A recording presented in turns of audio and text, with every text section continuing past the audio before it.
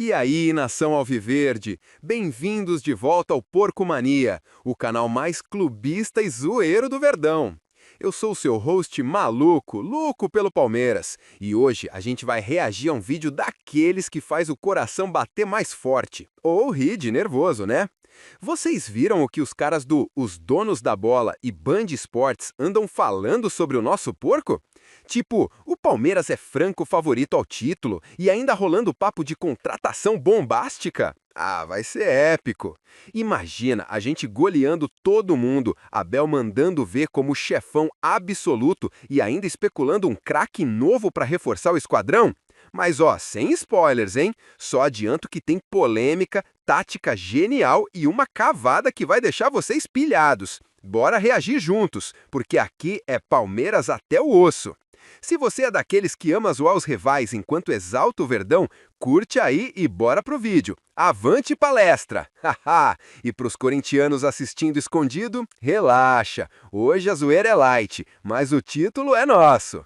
O Palmeiras, como predador que é, jamais iria desperdiçar a oportunidade de poder, como predador e como conquistador que é, de conquistar 3 pontos importantíssimos diante de uma equipe muito fraca que ontem quase carimbou a sua ida para a Série B do Campeonato Brasileiro. É só uma questão de matemática para que Sport e Juventude estejam naturalmente na Série B em 2026. A outra coisa interessante é entender o porquê desse Palmeiras ser tão predador, tão direto e reto naquilo que ele precisa fazer e não em relação a muito daquilo que nós gostaríamos que este Palmeiras fizesse.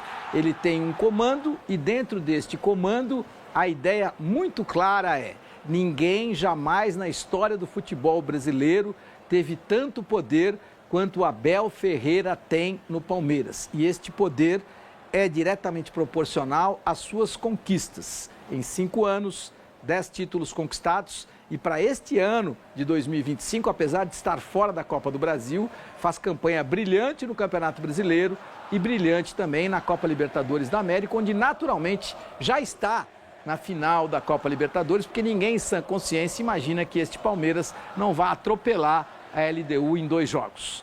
É isso, o meu caro Nicola? Sabe o que é o mais louco, Elia?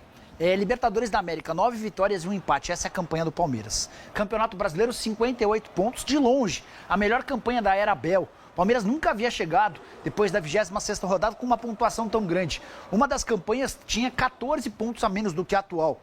E esse Palmeiras, versão 2025, tem a 4ª melhor campanha da história do brasileiro por pontos corridos, só atrás do Flamengo, do Jorge Jesus, do Atlético Mineiro e do Cruzeiro, que foram campeões. Enfim, a temporada, a performance é muito boa. Só que de nada vai valer se no final da temporada não chegarem os títulos da Libertadores ou do Brasileiro ou de ambos. É porque o futebol exige esse tipo de comportamento. Investiu-se demais, 703 milhões em reforços, a folha salarial ultrapassou os 35 milhões de reais e o Palmeiras tem correspondido, mas a sequência agora é absolutamente decisiva. Red Bull Bragantino em casa, Flamengo fora, LDU fora, Cruzeiro em casa e a LDU em casa. Nessa sequência, você tem 2 adversários diretos na luta pelo título do Campeonato Brasileiro e jogos de ida e volta da Libertadores, onde eu concordo com você, o Palmeiras é franco favorito. Mas há necessidade de confirmar em campo e essa série decisiva, ela chega no melhor momento da temporada. Mesmo sem Flaco e Vitor Roque, o Palmeiras deitou e rolou contra o frágil Juventude, time de pior defesa do Campeonato Brasileiro. Ana, por que esse Palmeiras tem tanta virtude? Por que a gestora Ana Paula dá tanto poder ao Abel Ferreira? Um poder que o Filipão não teve, o Luiz Felipe Scolari não teve, no caso, o Vanderlei Luxemburgo não teve, nem o Oswaldo Brandão, que comandou a primeira academia, também não teve. Por que este Palmeiras dá tanto poder a Abel Ferreira? Porque ele tem um conjunto de lideranças. Ele tem a liderança técnica, que é importante a gente estar falando, é um profissional que conhece, que tem uma comissão técnica que é conhecedora, que sabe trabalhar, então ele tem a liderança técnica, a liderança tática, ele tem profissionais dentro do grupo que faz a gestão de pessoas, que esse é um ponto muito importante. E, mais do que isso, ele faz gestão estratégica das competições das quais ele participa. Ele fez uma preparação, a gente vale lembrar aqui, do que foi o início do Campeonato Paulista, em que ele foi derrotado, mas ele tinha um projeto maior, que era o Mundial de Clubes. Foi até uma etapa, eu entendi que poderia até ter chegado um pouco mais, mas não foi possível. Ele tinha estrategicamente um pensamento do que seria o Campeonato Brasileiro e está mostrando agora do que ele poderia perder, em que momento perder e qual era o momento que ele tinha que arrancar. Porque, vamos colocar aí Flamengo e Palmeiras, o Abel sabe o momento em que precisa pontuar. Ele não tem perdido as oportunidades desses confrontos com as equipes na ponta da tabela invertida, na zona de rebaixamento. Ele tem ido lá, tem batido e tem conquistado os 3 pontos. O que, lamentavelmente, o Flamengo, por sua vez, não está conseguindo nesse momento. E isso fortalece não só pelo título, porque ele é um homem de resultado, estamos falando de estratégia e meta, mas também o fortalece para a Copa Libertadores, como já foi dito por vocês dois, ele vai chegar à final, vamos ver se ele vai conquistar esse título. Então eu gosto muito da liderança que ele tem, não só de planejamento estratégico, técnica e de pessoas. É raro você encontrar isso hoje em dia. É muito talentoso.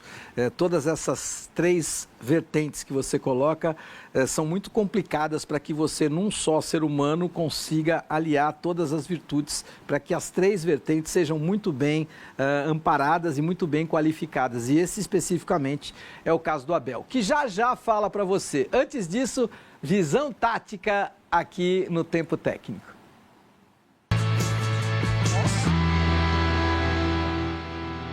Olha, eu vou explicar para você, Nicola. Tá conseguindo levantar? Eu tô. Claro que o cara que opera a hérnia na última terça-feira, em tese, tem uma certa limitação. Mas eu sou herói da resistência, né? Então, jovem, vou te mostrar. que não. Vou te mostrar. Olha só que coisa interessante. Muita gente, e até eu estranhei quando os comentaristas viram que o Bruno Fux ia entrar, muitos colocaram, comentaristas, analistas, homens, mulheres, qualificados ou não, mas dentro daquela ideia de que cada um tem a sua opinião, muitos colocaram o Bruno Fux como o segundo volante ou como o primeiro volante, algo que verdadeiramente eu tinha convicção que não iria acontecer, e depois o campo de jogo mostrou.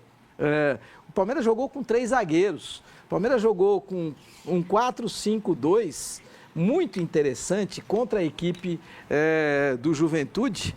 3-5-2, né? No 3-5-2, verdade. No 3-5-2, contra uma equipe do Juventude que, sim, jogou no 4-5-1. E qualquer idiota imaginar que, se você vai enfrentar o Palmeiras, você tem que jogar no 4-5-1. Eu teria jogado... Ou no 5. Eu teria jogado no 5-5. É isso que eu ia falar. Eu teria jogado no 5-5. Como a Irlanda jogou contra Portugal, 5-5. E só foi tomar um gol nos acréscimos do segundo tempo, com 93 minutos, a seleção de Portugal ganhou da seleção da Irlanda. Por quê? Porque ela jogou no 5-5. Mas no caso específico do Thiago Carpini, que eu sou obrigado a admitir, é fraco.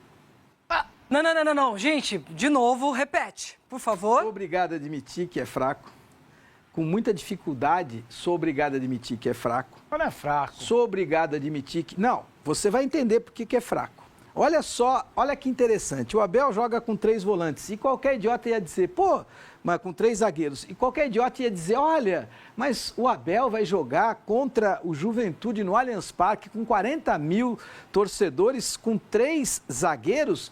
Um esquema defensivo, não, muito pelo contrário. O Abel é tão inteligente e olha como a capacidade do cara é tão brilhante. Ele entendeu o seguinte, eu vou ter 70% de posse de bola, o Juventude vai ter 30% de posse de bola, na melhor das hipóteses. O que pode acontecer em 100 minutos de jogo? Pode acontecer que esse time do Juventude consiga escapar, se defenda bem, e num contra-ataque, 2 ou 3 vezes ao longo de 100 minutos, esse Gilberto aqui possa aparecer aqui na frente e me colocar um problema. Se eu tiver jogando numa linha de 4, ou seja, se eu estiver jogando só com 2 zagueiros, eu posso ficar com 2 zagueiros contra ele. Isso pode me complicar, porque eu posso ficar exposto nesse contra-ataque. Agora, se eu estiver jogando com 3 zagueiros, nestas 2 únicas vezes, ou 3 no máximo, que o Juventude tiver oportunidade, o coitadinho do Gilberto não vai fazer nada contra 2 e 1 na sobra ainda, não vai fazer nada. E foi exatamente o que aconteceu, porque o Abel é brilhante, e porque o Carpini não teve capacidade de primeiro entender que o Jandrei, goleiro que foi ele que trouxe, foi o Jandrei, foi ele que trouxe, é fraco. E quando você joga para sofrer, você tem que ter um grande goleiro. E aí não é o caso do Jandrei, que é fraco, falhou 2 vezes na partida. E aí você tem que jogar no 5-5. E você não pode jogar com o Gilberto sozinho. Por quê? Porque o Gilberto sozinho não vai fazer absolutamente nada, não vai marcar a saída de bola, não vai ter essa bola, não vai conseguir chegar, e principalmente quando eu tenho 3 zagueiros para marcá-lo. Então, você tem que jogar no 5-5 e tem que ter 2 jogadores aqui muito rápidos. E o Gilberto não é esse jogador. O Talhari é esse jogador e ele poderia ter um outro do outro lado, garoto também com qualidade, para tentar dar essa 1 ou 2 estocadas únicas que talvez a equipe do Juventude tivesse chance. E ele não teve essa capacidade de fazer isso e por isso acabou sendo goleado. Goleiro fraco, escolha dele. Modelo fraco, escolha dele. O time do Juventude já é muito fraco por consequência e ele enfrenta um treinador extremamente qualificado, inteligentíssimo e que mostra para todo mundo que você pode jogar com 3 zagueiros e ser extremamente agressivo, principalmente quando você tem 2 laterais, como é o caso do Piquerez e do Giai, que o tempo inteiro vão avançar. E olha que interessante, o Palmeiras jogando no 3-5-2, em algum momento ele ataca com 7 jogadores. Olha isso aqui, 1, 2, 3, 4, 5, 6, 7 jogadores. E isso aconteceu muitas vezes contra o Juventude. Uma observação importante, né? Um dos zagueiros citados é o Bruno Fux, cuja capacidade de construção a partir de passe longo é gigante, né? O Bruno está abaixo do Murilo e do Gustavo Gomes como zagueiro. É por isso que hoje ele é a primeira opção do banco de reservas. Mas com a bola nos pés, ele é muito melhor do que os melhor outros. que os dois. Muito ele melhor. tem o passe vertical, ele tem o passe longo. E isso é importante, especialmente no momento de construção de jogada. A gente tem valorizado cada vez mais o zagueiro que sabe jogar com a bola nos pés e o volante que não sabe jogar com a bola nos pés. Esse cara já perdeu espaço, né? O brucutu acabou, né? Não, sim, mas acho que o Fux tem ainda espaço para melhorar a técnica dele, para avançar na questão da marcação e de roubagem de bola sem falta. Ele ainda rouba a bola com muita falta, com muita infração. Já foi falado por vocês a questão da qualidade do passe. Mas é um menino jovem que tem potencial para melhorar esse fundamento também e se tornar um grande zagueiro. E o Abel é tão inteligente que colocou exatamente ele de líbero. Como ele é o pior marcador, ele vai ficar na sobra. Sim, porque ele corre o risco de fazer muito pênalti. Fazer falta ou fazer pênalti. Então, ele fica na sobra e aí tem a facilidade de poder ter o passe. Porque quando ele está na sobra, joga de líbero, joga de frente, tem uma possibilidade de poder colocar essa bola lá para frente, uma bola que normalmente é colocada pelo goleiro Everton. Isso tudo é mérito do Abel e eu sou obrigado a admitir que o Abel tem muitos méritos, mas continua a ser o grande reclamão do futebol brasileiro. Bom, é fato, é verdade. E eu acho importante que você nunca se esqueça. Quem bate, esquece fácil. Quem apanha, normalmente não esquece. E é normal que a gente não esqueça. Você pode perdoar o protagonista do seu xingamento, você pode perdoar o cara que te bateu e tá tudo bem. Mas é importante que você se lembre que se o resultado não vier acompanhado da sua conquista, se você não tiver capacidade para poder orquestrar bem a sua carreira, para poder orquestrar bem a sua equipe, orquestrar bem o seu trabalho. Se você for vendedor e não der resultado com as vendas, não adianta nada. Em algum momento você vai ser penalizado por isso. E aí, quando no mês seguinte você bater recorde, vai ser bonificado por isso. E está tudo bem. Não tem nada de errado, tem que ser bonificado quando bater recorde e tem que ser criticado quando for mal. É a vida. A gente não vai escapar da crítica quando não está bem e do elogio, que eu sou assim muito tranquilo em relação a isso. E acho que o Abel tem um pouco de pé atrás em relação ao elogio, coisa que eu não tenho. Eu acho que é legal você receber elogio, não faz nenhum mal você receber elogio.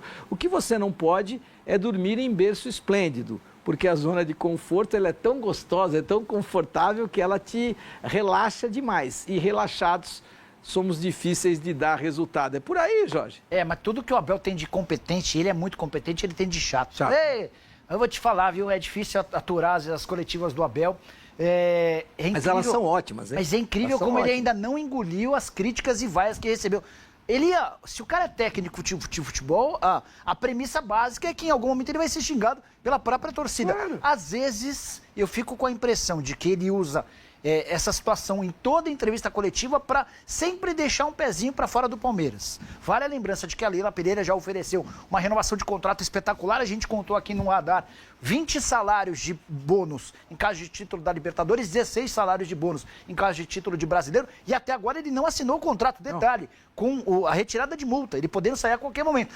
Então, assim, sabe aquela coisa de ficar com a pulga atrás da orelha? Será que ele não joga toda hora esse discurso para eventualmente preparar o terreno? Tô com um pé aqui, mas outro pé aqui. É porque não tem multa, né? Não tem multa. Então, o fato, claro e óbvio que se o Abel recebe uma proposta do Tottenham, se o Abel recebe uma proposta do Manchester United, eu não tenho dúvida. Ele pensaria numa proposta do Benfica, ele pensaria numa proposta, talvez... Burnley? Do Burnley, do West Ham, do Burnley, não vai. West Ham ele vai. Não vai. Do Burnley, do West Ham, não, ele vai pro time do Valência, Bruno Guimarães. Não, no Valência ele não passa na porta. No Newcastle ele vai. Pro Newcastle ele vai porque o orçamento do Newcastle é impressionante.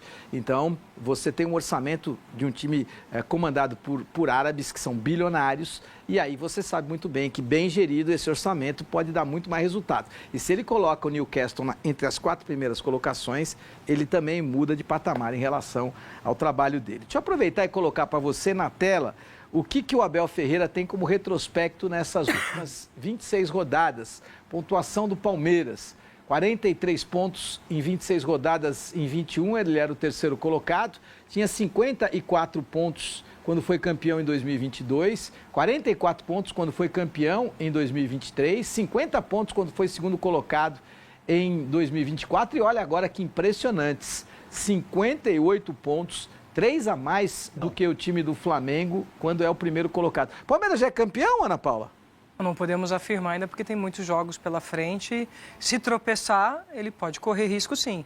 Mas hoje podemos dizer que favorito ao título, até para quem gosta dos números, os matemáticos. 70% os 70%. Mas esse 70% ele muda. Muito volátil. Ele depende uma derrota rodada, já vai para 40%. É muito volátil. Eu não acredito nessa matemática. Mas o que eu acredito muito, e quero até te ouvir, o que eu acredito muito é: o Abel é um treinador muito melhor do que o Felipe Luiz, que eu já disse aqui que é muito despreparado para ser o treinador do Flamengo. Ele é um treinador de grande potencial, que poderia ser excepcional comandando o Juventude, comandando o Vitória, comandando o Cuiabá, mas ele é desproporcional em termos de tamanho para comandar a equipe que tem o maior orçamento do futebol sul-americano e o maior elenco do futebol sul-americano. Ele não construiu a carreira para ser técnico do Flamengo. E por mais que você goste de defender, porque você em cima do muro, você gosta de defender o Felipe Luiz, ele não tem tamanho para ser técnico do Flamengo. Tem sim, e o tempo tem mostrado. Mas a gente vai falar do Felipe Luiz daqui a pouquinho, inclusive com informação sobre o salário. Deixa eu falar sobre a tela. Elia, 4 pontos de vantagem em relação à melhor campanha do Palmeiras até então. Isso para mim reflete muito o que eu imagino que vai ser uma frequente daqui para frente com o Palmeiras, Flamengo e eventualmente o Cruzeiro fazendo das pontuações do Campeonato Brasileiro algo que a gente não está acostumado, Elia. A gente já teve, por exemplo, na Inglaterra, vice-campeão com mais de 90 pontos. No Brasil, 76, 78, 80 pontos, meio que garantem o título, né? Eu imagino que isso vai mudar. Eu imagino que por conta dessa capacidade de investimento de Palmeiras e Flamengo, e pelo fato de serem bons, isso vai fazer com que essa pontuação pro campeão ela seja cada vez maior. E essa é uma prova. A gente tem um recorde do Palmeiras em relação à pontuação e não dá para dizer que o Palmeiras é campeão. Os matemáticos que falam em 70%, para mim, eles estão equivocados. Porque o Palmeiras pode, por exemplo, perder para o Flamengo no final de semana no Maracanã, resultado normal, e a diferença vai para nenhum ponto, embora a vantagem ainda seja do Palmeiras pelo número de vitórias. Mas como é que um time tem 70% de chances e se ele perder no final de semana pro Flamengo, vai ter o mesmo fora de casa ele vai ter o mesmo... Isso não existe. Essa questão de probabilidade é ridícula. Para você, o radar do Nicola.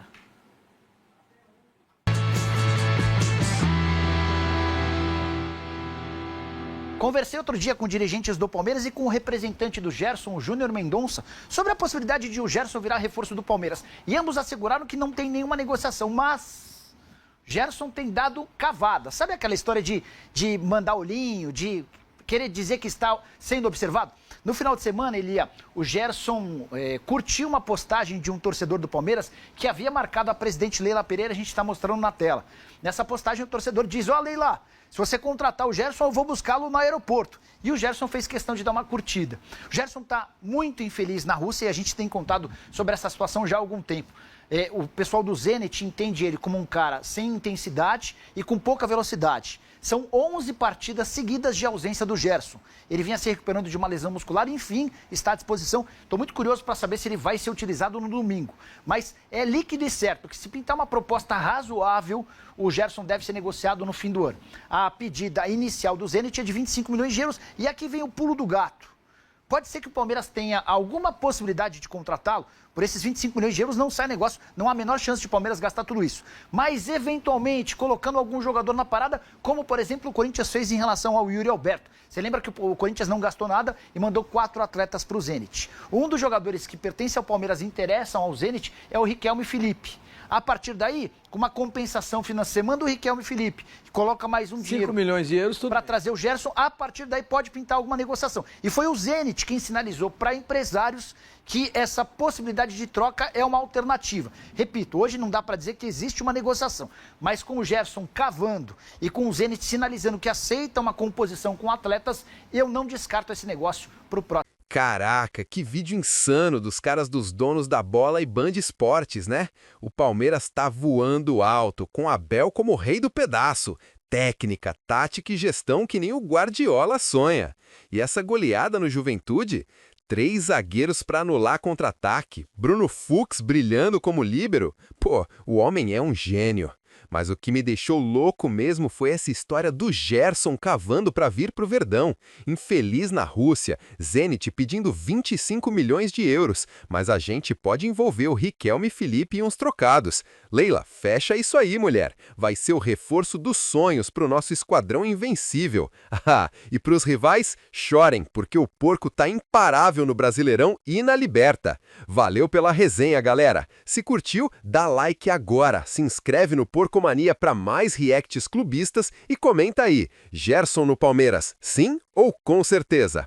Créditos para os donos da bola e Band Esportes pelo conteúdo top. Até a próxima e lembra, Palmeiras é amor, o resto é dor. Avante!